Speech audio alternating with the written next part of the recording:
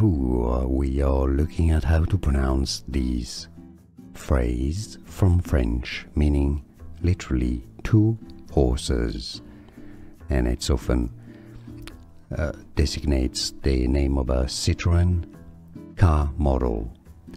Deux Chevaux, known as the 2CV also in English. Deux meaning two, chevaux meaning horses, silent X's. Deux chevaux. Bonjour, we are looking at how to pronounce these phrase from French, meaning literally two horses, and it's often designates the name of a Citroën car model. Deux Chevaux, known as the 2CV also in English.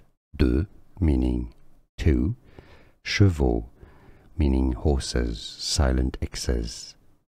Deux chevaux. Here are more videos on how to pronounce more confusing words and names too many mispronounced. Like this video if you found it useful. I appreciate your support. I'll see you soon and thanks for watching.